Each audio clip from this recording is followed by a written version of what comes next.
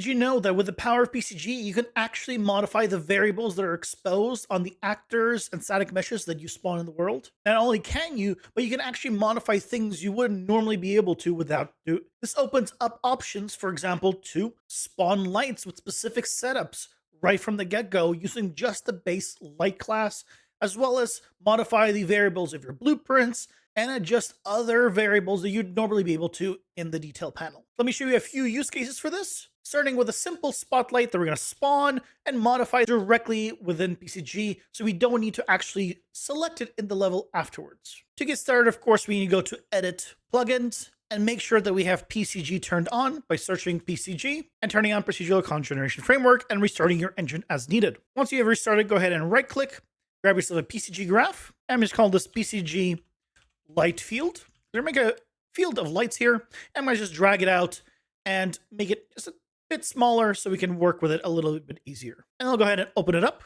In here, I'm going to grab our input and do a volume sampler. I'm then going to change the voxel size to something like 500. So that way we have fewer points in the area. We don't need that many. And then from here, I'm going to grab ourselves a spawn actor. Now it's going to error out saying invalid template by default because we have not specified a template class. One thing to note is I'm here in 5.5 and the option no merging is selected by default. In previous versions, I believe it is set to collapse actors. So you're going to need to want to change it to merge PCG only or no merging in order to see your actor show up. So in my case, no merging is fine. This is great. And then I'm going to select the template actor class. This is going to be our spotlight. So I'll go ahead and select it from the dropdown. And there we go. We can see we have spotlights all spawned in. If I select one, you can see that is the cone. That is all default and they're all stationary. That's great. But what if I wanted them all to be movable? Well, we can actually adjust the settings here. To make it movable, we of course need to modify the mobility. And then basically the way all of this works is on the right here in the spawn actor, we have the spawned actor property override description. If I go ahead and add a new input here, it's going to give us a warning because we have not specified anything. We have an input source and the target of the variable. So I'm going to deselect this. I'm going to add ourselves a new parameter here and click the new property to change the type from a float to e-component mobility. It is there by default in the engine. You can go ahead and select it. You can see now we have an option for static, stationary, and movable. So I'll go ahead and set it to be movable by default. And I'll go ahead and rename this to mobility. So great, we have this. Now, how do we actually set it up? Well, to do that, I'm going to get mobility. I'm going to drag out of it, and I'm going to say add attribute. And you want to grab the one under parameter and plug it into attributes and plug the add attribute here right before this, and then plug it all the way through. Now, this add attribute, we want to change the output target here to be what we are actually going to be piping in. So I'm going to call it mobility. Now, in the spawn actor, we can open up our property override. Now, the input source is going to be the attribute that we just created, which is called mobility. And the property target is what is it called in the engine, actually. So if I select one of these, we can go here to mobility, right-click, and then copy internal name. And then we can paste that into the property target. In our case, it's called exactly the same, so this is great. And one thing you might notice is we have this mobility here twice. We have it set up, but it's giving us an error saying mobility is invalid or unsupported. If I select the light, it clearly has mobility. So what's the problem? Well, the thing is, the mobility in all of these parameters don't actually come from the source. It doesn't come from the spotlight. It comes from the component. If I select the component, you can see we have all of these same settings.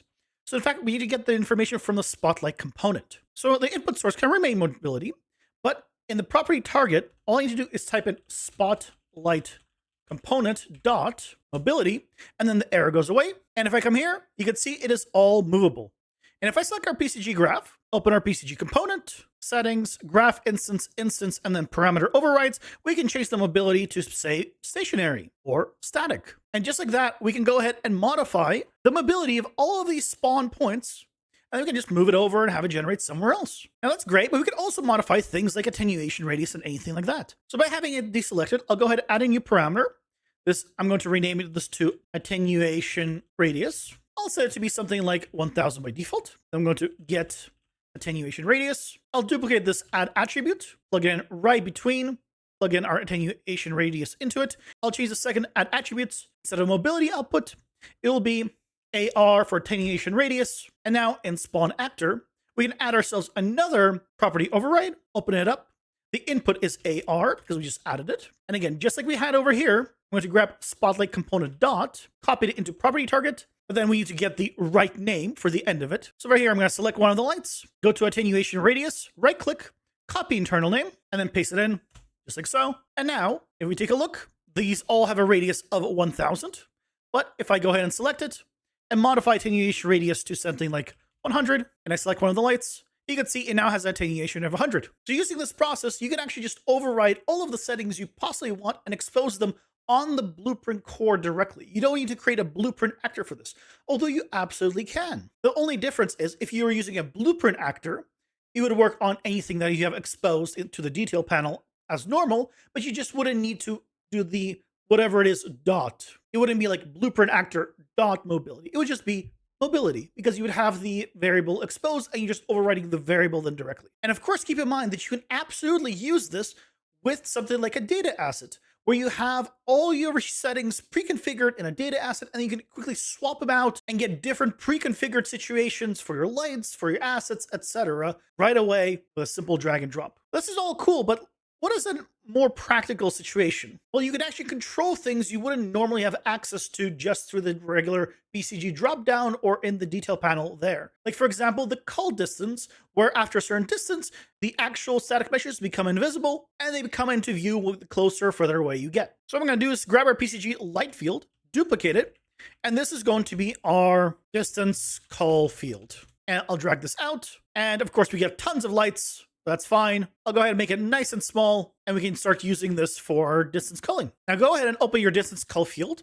We want to swap out the spawn actor and change these mobility. We don't really need it anymore, although we can absolutely maintain mobility. We just don't need attenuation radius, so I'll remove it. And then with nothing selecting, I'll change the attenuation radius to be cull distance. I'll leave it at 1000. That's fine. From here, I'll go ahead and set static mesh spawner. And we'll go ahead and just spawn a regular simple cube here. And one thing to note is if I search cull in 5.5, I have instance start cull distance and instance end cull distance.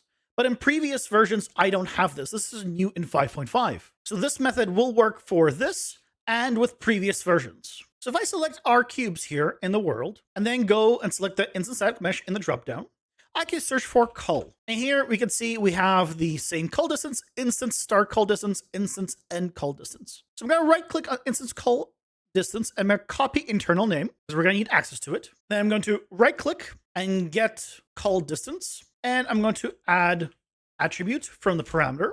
Same thing as we did before. Cull distance goes into attributes. In the add attributes, we plug it in right between the two nodes. And the output target, I'll go ahead and just name instance end cull distance. The exact same as it would be in the other location. This is fine for me. And then in the static mesh spawner, right at the very top, we have the static mesh component property overrides. But you'll notice that it's grayed out. We don't have an option to select it. That's because we're still using it mesh selector weighted. We actually need to use it by attribute. Then we have access to this. This of course means that we can't specify the mesh that is spawned here. So what we can do instead is deselect it, add ourselves a new attribute. I'll go ahead and rename it to static mesh. I will change the type to static mesh object reference, just like so. And I'll go ahead and select the cube here. Then I'll drag this out, add another attribute here, plug in right in between, grab ourselves our get static mesh, which is the variable we just created, plug that into attributes. And in this one, I'm going to change the instance end cull distance to be mesh. That is our output target. And now here, it says attribute none is not in the metadata. That's fine. We can now swap it out for mesh and it'll go ahead and spawn the mesh, which because we have specified the actual cube to spawn, we now get lots of cubes. But now we can actually modify this static mesh component property overrides. We can add a new input here. We can get this instance end cull distance. We can copy that, plug that into the input source and into the property target. And because we're able to, we might as well do the same thing for mobility as we did before.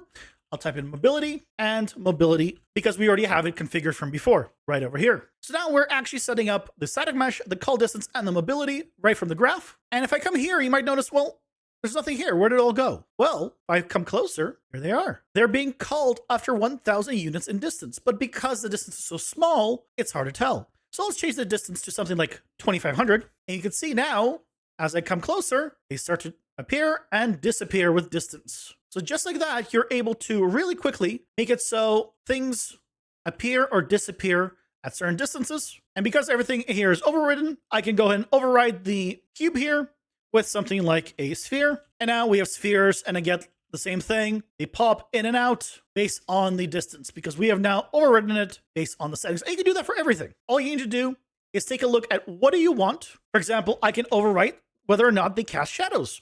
And all I need to do is right click and copy internal name, add ourselves the attribute so we can actually control it, and then add it in here in the component property overrides, whether it's here or for the light, right? You would need to do inside of a spotlight component dot and then plug it in, whatever that variable is. Using this, you can now override pretty much everything you want when you spawn an actor. And instead of having to manually control it one by one, you can do it all within PCG.